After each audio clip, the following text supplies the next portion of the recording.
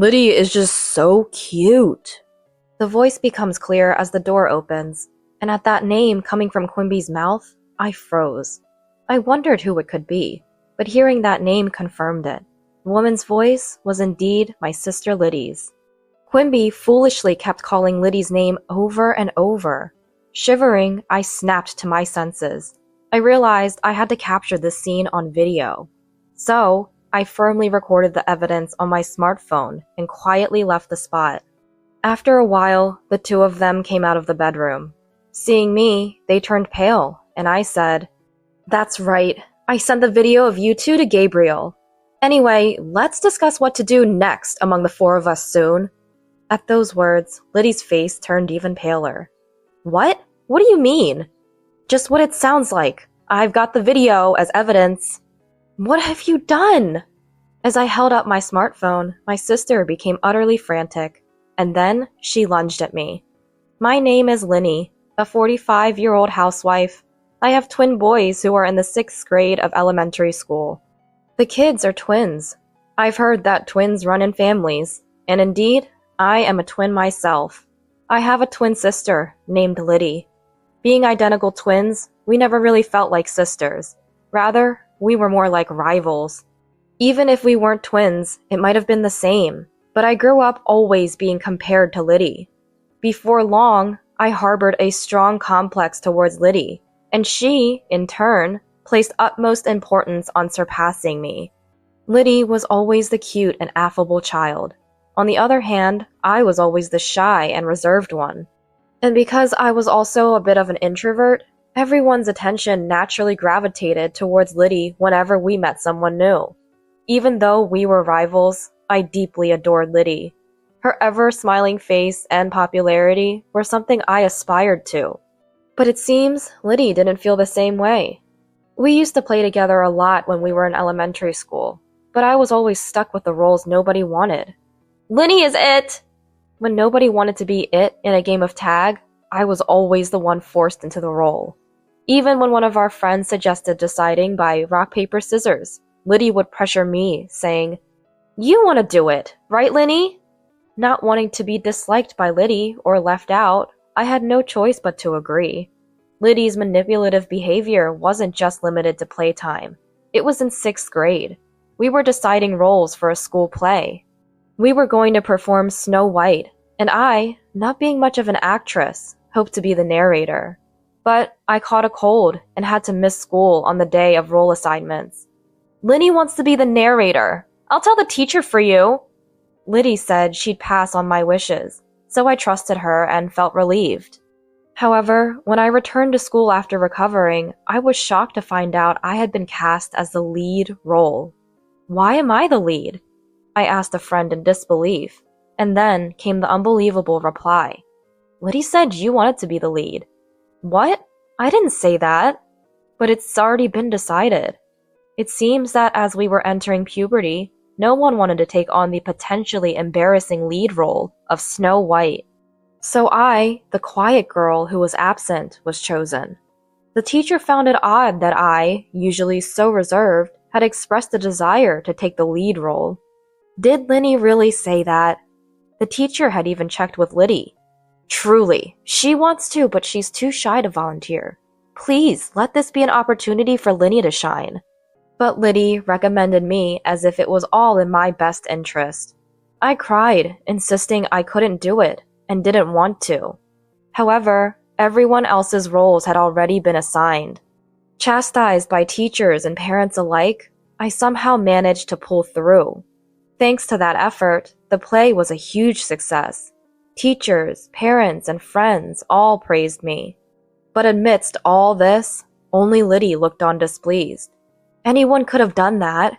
Getting all that praise for such a little thing is just silly. And so she began to openly resent me. That was the moment I truly felt Liddy's dislike. After that, she stopped inviting me to play. At first, it was painful, but once I realized I was no longer being forced into unpleasant roles, I made other friends and started enjoying myself.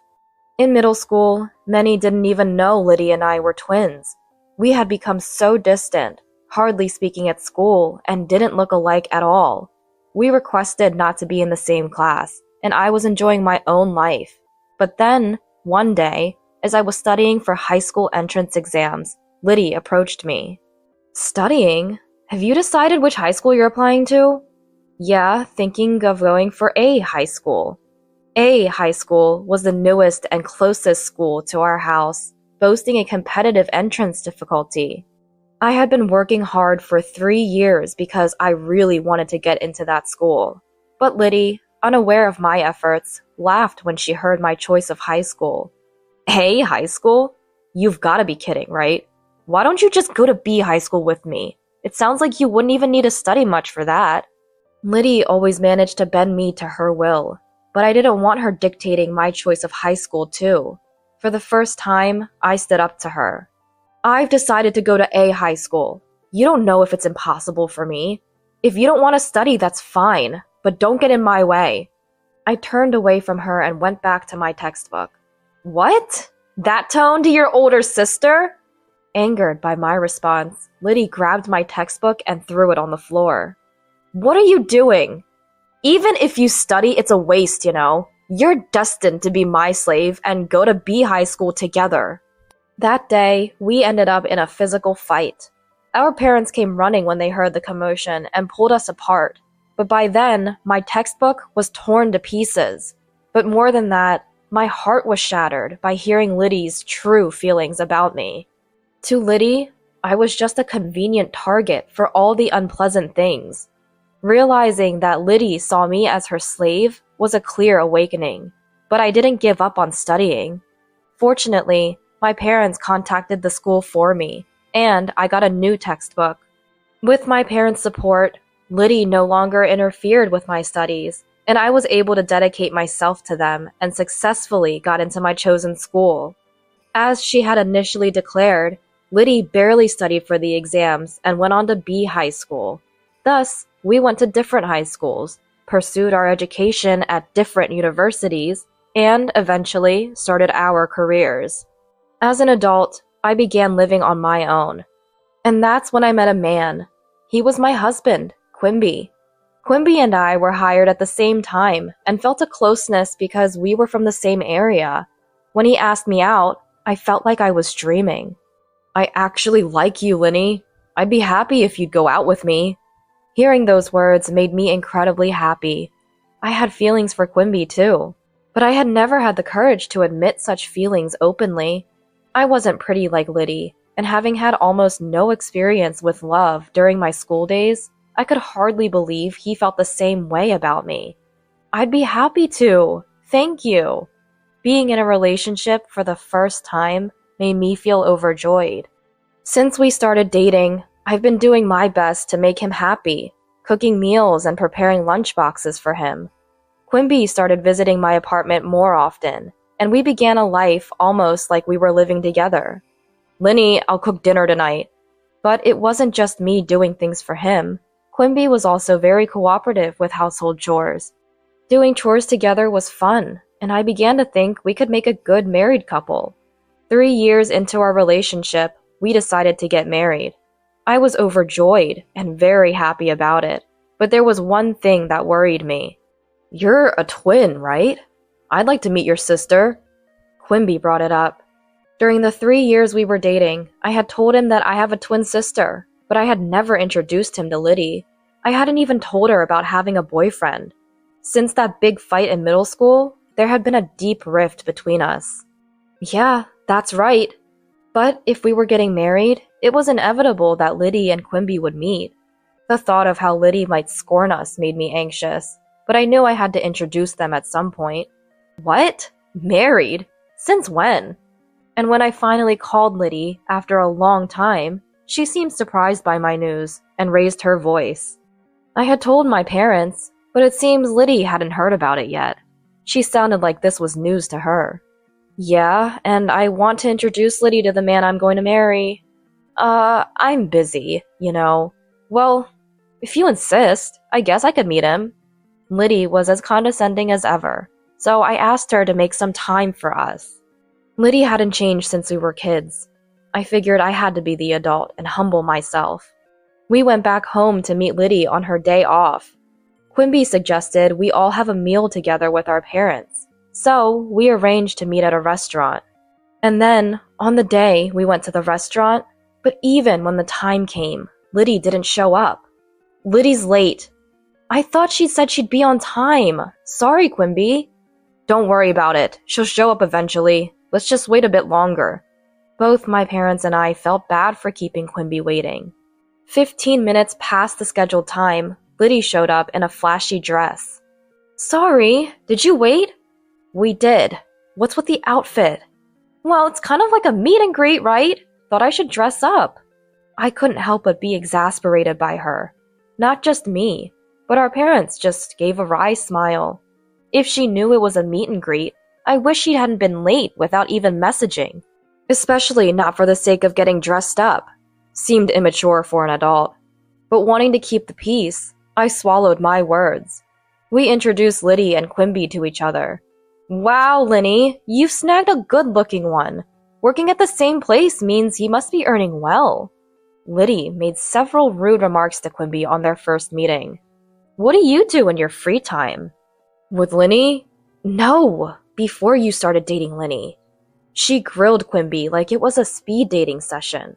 Despite our parents' attempts to stop her, Liddy kept going, saying, It's fine, I want to know what kind of man Linny's husband will be. Quimby was gracious, saying, Don't worry about it, and entertained Liddy throughout. By the end of the meal, I was exhausted and sighing. However, it didn't end there. Liddy's quite the character, huh? Opposite of Linny. I always say we're the least alike twins ever. When I responded with a forced smile, Quimby said, Maybe you should take a leaf out of Liddy's book. She's always smiling, good at conversation, and cute. If I'd met her first. I was shocked at what he meant. I had told him about my discomfort with Liddy. To hear him say this, knowing that, was deeply shocking. Why don't you marry Liddy then? She even said you were handsome. When I snapped back like that, he hurriedly apologized. Sorry, it was just a joke. I'm glad I met Linny, and I don't have any special feelings for Liddy. Then you shouldn't say things that praise Liddy and put me down. It was a joke! Quimby apologized like that. I was shocked, but I wasn't going to call off our engagement over something like this. I just hoped he understood. Right after that, he said, But Liddy is a nice girl. It's not good to be jealous of your sister. Let's all get along as a family now. We're adults. Things are different than they were. I had my reservations, but I knew our parents wanted Linny and me to get along, but I wanted Quimby to be on my side. Why was he trying to bring me and Liddy closer? But it's not like we'd be interacting much anyway. Arguing seemed too troublesome, so I just nodded along to Quimby's words. A few days later, I got a message from Liddy. Isn't Quimby too good for you? Should I take him off your hands? I was chilled by her message. What are you talking about? I replied instinctively, and she called immediately. Just what I said. It's unbelievable someone as dull as Linny will get married before me. Liddy insulted me over the phone and laughed. He's high-earning and well-educated. Why not hand him over to me? We're twins. We've always shared everything. Don't say stupid things. I yelled back at Liddy. I couldn't stand Quimby being treated like an object, nor the notion that we had always shared everything. That's ridiculous. I was always just someone for Liddy to dump the things she didn't want on. That night, I told Quimby about this, warning him to be careful around Liddy. But Quimby seemed to take it lightly, laughing off my words. It's nice to be liked that much. Don't worry, Liddy's not serious. It's not funny. You don't know what Liddy might do. Do you doubt my feelings? It's okay because I said it's okay. Despite him being such a wonderful person, I felt like Quimby had changed after meeting Liddy. Quimby would affirm everything when it came to Liddy, just because she's my sister. Other than that, he was the same wonderful partner as always, but I was dissatisfied with how he changed whenever Liddy was involved. Don't worry so much. But as Quimby said, if he himself didn't sway, there was nothing Liddy could do. Feeling unsettled by her words was proof I hadn't fully trusted Quimby. So, I was admonished. Indeed, he was right. I decided to trust Quimby and ignore Liddy's words. Even afterward, Liddy sent me spiteful messages, but I never replied. Fortunately, Liddy didn't interfere with us, and I prayed we could become wonderful sisters while leading a happy married life. Years went by. After I turned 40, my parents told me that Liddy had gotten married. By then, I had blocked her and wasn't in contact. Although we occasionally saw each other at our parents' home, Liddy would insult me. Being nearly 40 and still unmarried, Liddy had become resentful towards me, and it seemed she was avoiding me as well. I thought Liddy, being quite picky, wouldn't marry, but I was genuinely glad for her when I heard she had found someone. I realized how terrible I had been when Liddy got married, only after I got married myself. Moreover, through my parents, Liddy apologized to me. After that, we started communicating again. Indeed, Liddy had changed, becoming much calmer than before. It was as if she had returned to the Liddy I once loved. I never thought the day would come when Liddy and I could laugh together again, so I was very happy. Liddy even introduced me to her husband. He was about 5 years our senior, named Gabriel. He seemed to care for Liddy deeply, which reassured me. Having both married, Liddy and I became closer. Our parents were very happy to see us getting along. I wanted to make up for the time we had spent apart. Then, a few years later, something happened. I became ill at work and had to leave early. I wanted to inform Quimby, but he was out on business, so I left a message with a colleague. I went straight home. Upon entering the house, I immediately sensed something was off. It felt like there was someone inside, even though the house was supposed to be empty. Could it be a burglar?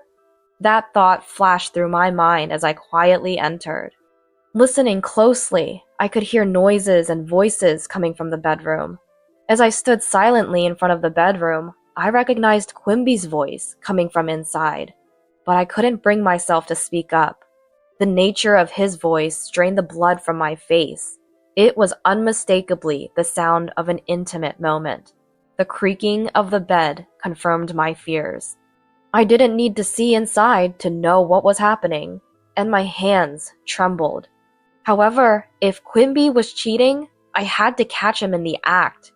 With that thought, I carefully opened the door with my smartphone in hand, ready to record. What I saw inside the bedroom was even more shocking. Liddy is really cute, isn't she? The voice became clearer as the door opened. Hearing Quimby say her name, I froze. Now that he mentioned it, the female's voice was indeed Liddy's. Quimby kept foolishly repeating Liddy's name. Trembling, I recorded the scene and quietly left. I sat in the dining area in shock for a while.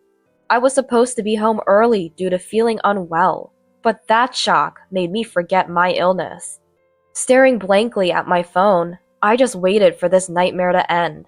Then, a few minutes later, the bedroom door opened. "I'll head back to work now, so lock up," said a voice. "Okay. It'd be nice if we could live together soon." Hearing this, I hurriedly stood up. Noticing the noise, Quimby and Liddy saw me in the hallway. "Linny, why are you here?" Quimby exclaimed, turning pale. "Why? This is my house, right? But why is Liddy here? Aren't you both supposed to be at work?" Liddy looked away for a moment, but then smirked defiantly. "Why do you think? You wanted it from my own mouth, didn't you?" "Liddy!"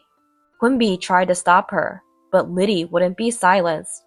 "I've always hated how you look down on me. Happiness and Quimby don't suit you. I'll take everything." With that, Liddy declared. I just smiled at her words. "Is that so?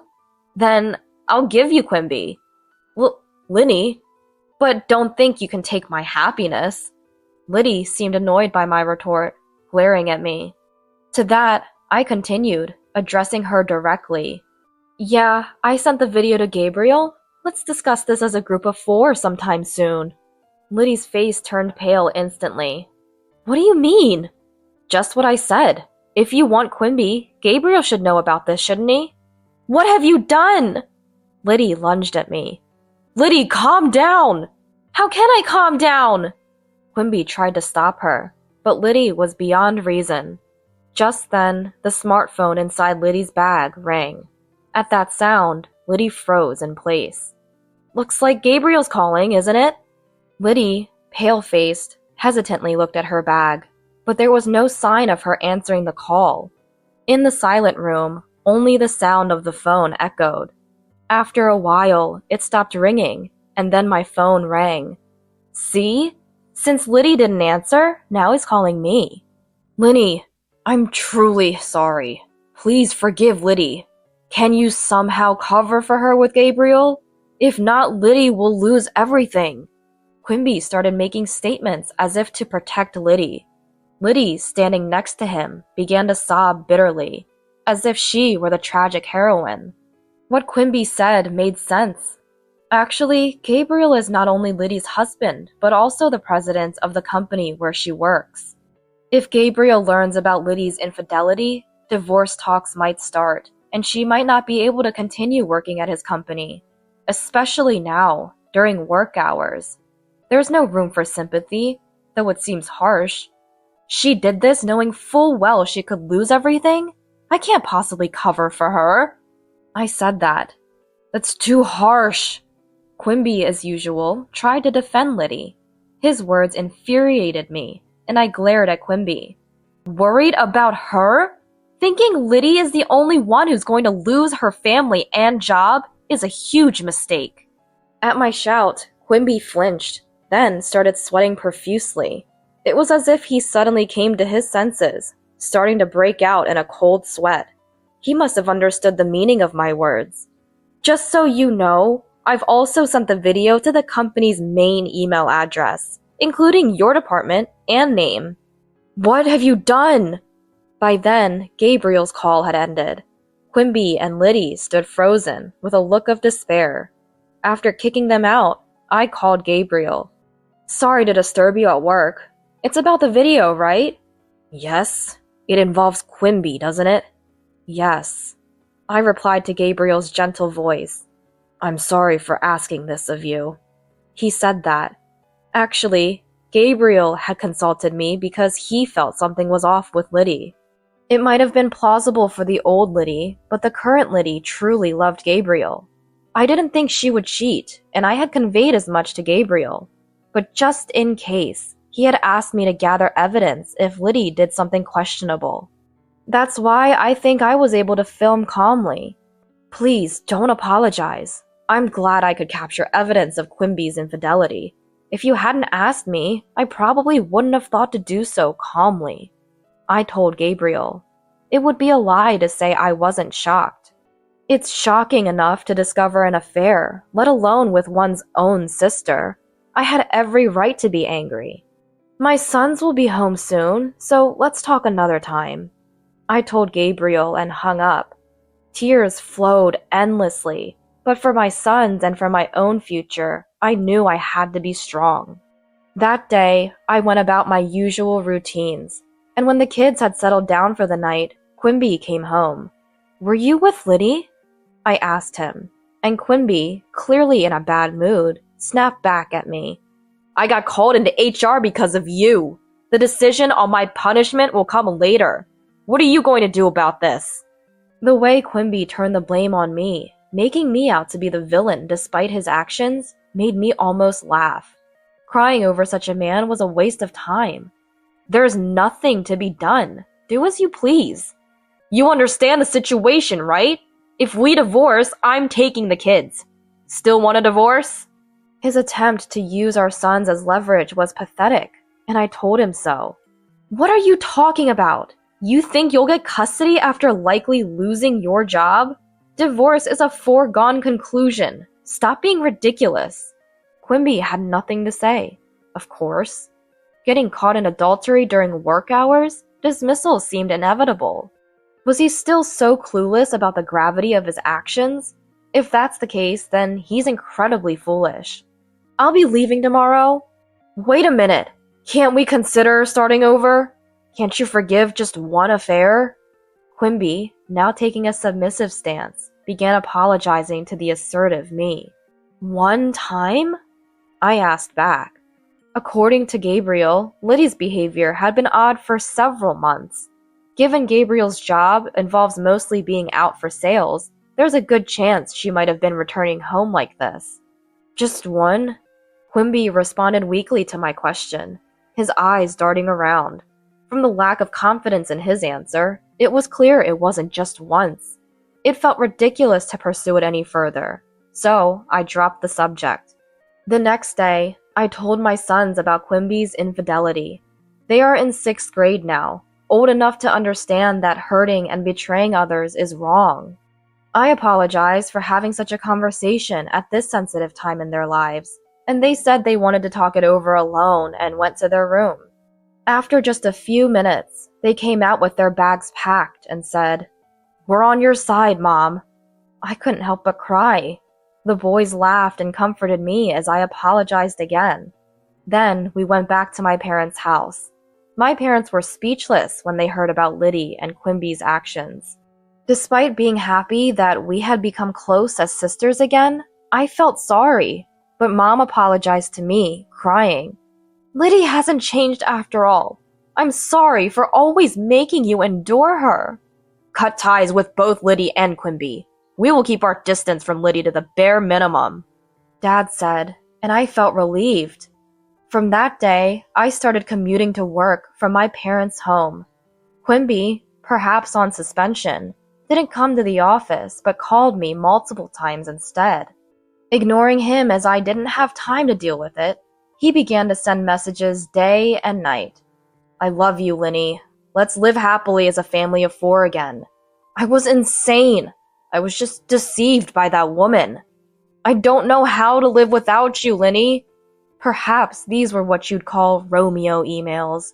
I was almost fooled for a moment, but thanks to my sons laughing uproariously at those messages, I realized how ridiculous they were. However, I couldn't ignore him forever. Eventually, I had to meet him to sign the divorce papers. I made plans to meet Quimby at a cafe on my day off. Choosing to meet at a cafe instead of going home was Gabriel's advice. He said that being in a public place would help keep the conversation calm. When Gabriel and Liddy arrived at the cafe together, Liddy had become so thin in just a few days. She looked like a different person. She must have fallen out of favor with Gabriel. Serves her right. Now, both Liddy and Quimby, please sign the divorce papers. It seemed Liddy was also reluctant to divorce. To the two hesitating to sign, Quimby said, "It's a misunderstanding, Gabriel. It's your choice to divorce, but we won't." "Are you still saying that? My sons and I no longer consider you family," I retorted. I addressed Quimby's desperate attempts. Gabriel sighed deeply and said, "You could go to court, but it's clear you'll lose, considering the alimony and legal fees for the divorce trial. Can you afford it?" "Alimony for the divorce trial? Of course. You both betrayed your families. Liddy to me and Linny. Quimby, you'll have to pay us a proper settlement in the divorce trial." Liddy started trembling silently. Her silence and weight loss now made sense. "What am I supposed to do? I might be fired. How can I pay?" Quimby began to argue, pale-faced. "You did this to yourself. Besides, you owe child support for both kids. Right, Liddy?" At my words, Liddy flinched. "You wanted to live together, right? You're welcome to have the house." Ha! I laughed loudly. "And don't forget the mortgage payments!" Quimby was taken aback, probably having forgotten about the mortgage. Both sat sweating, pale, and silent in front of the divorce papers. Later, Gabriel introduced me to a lawyer, and I managed to claim alimony and legal fees, and finalized the divorce. Quimby, who had resisted divorce so much, proposed to Liddy immediately after our divorce was finalized. I knew he had liked Liddy from the start. When did their affair turn serious? Hearing this, I felt nothing but disdain.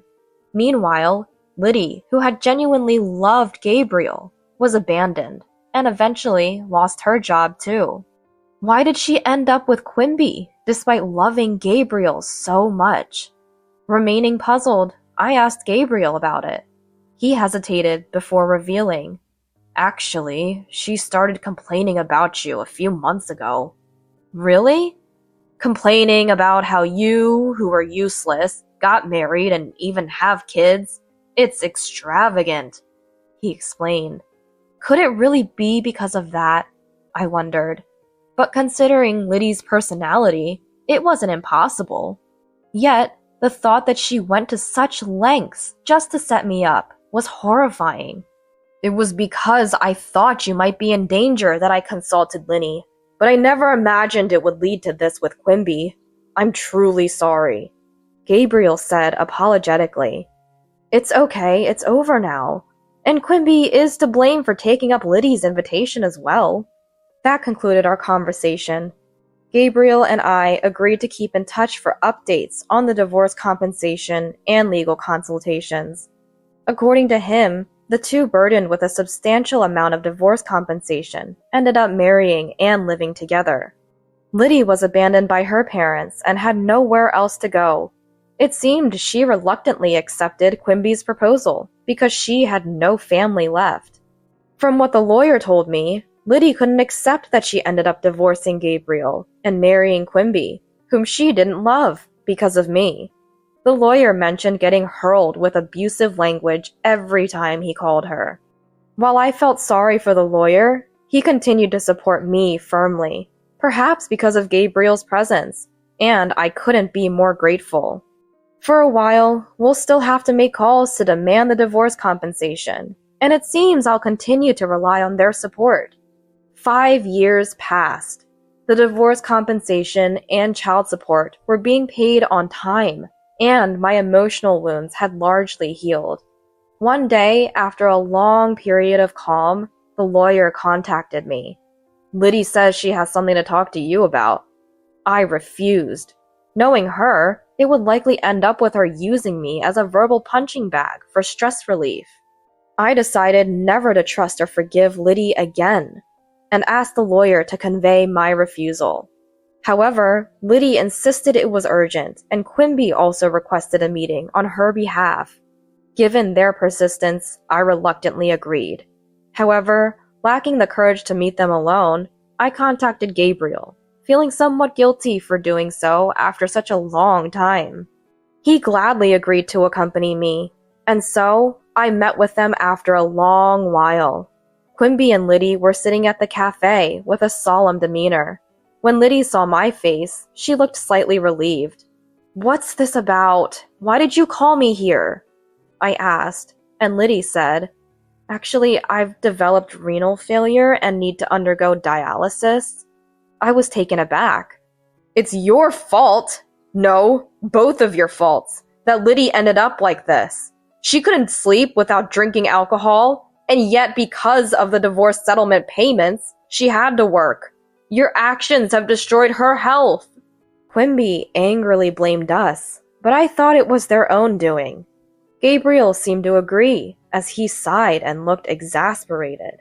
"So what? I'm not reducing or refunding the divorce settlement. Be thankful I agreed to installments." I stood firm, and Liddy, crying, lowered her head. "I'll pay the divorce settlement. Please, I'm begging you. Give me a kidney." "What?" I exclaimed loudly at her outrageous request. "What are you talking about? There's no way I give it to you." When I refused, Quimby said, "You were born with a twin with Liddy for this reason. You have a duty to help her." "What are you talking about? Who has been pushing all the unpleasant things onto me? Did Liddy ever help me once in such situations?" "Don't talk about trivial matters. Liddy's life is at stake here," Quimby angrily retorted. Liddy began to cry and plead, apologizing. Quimby insulted me as heartless, pressuring me for the transplant as if threatening. At that moment, feeling as though I was being blamed, Gabriel spoke up. "If she needs dialysis, then undergo dialysis. Do you understand how tough dialysis is? And do you understand how difficult a transplant is? Why should she risk her life for Liddy?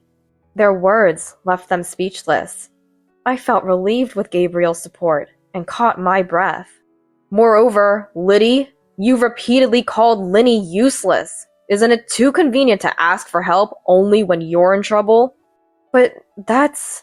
Liddy, you've destroyed Linny's happy life. Linny has no obligation to save your life. Liddy broke down crying, and Quimby was at a loss for words. Both of them must have thought that I would surely give them a kidney. If I had been alone, I might have been persuaded. Once again, Gabriel saved me. Take care then. Oh, and don't forget the transfer for this month's payment.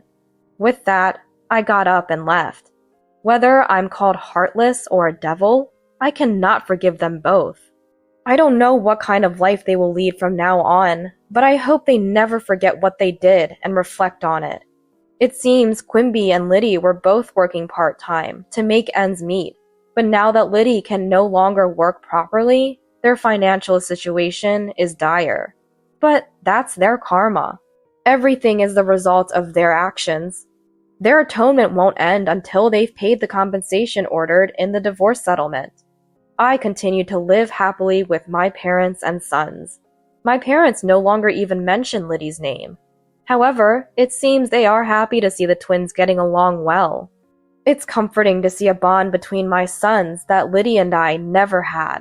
I continue to keep in touch with Gabriel frequently. He's a genuinely good person, always thoughtful and considerate. It appears he has developed feelings for me, but I'm not ready to reciprocate them at this time. I don't want to cause any more upset for my sons. But in a few years, when they come of age, I hope to have the chance to think about my own happiness again.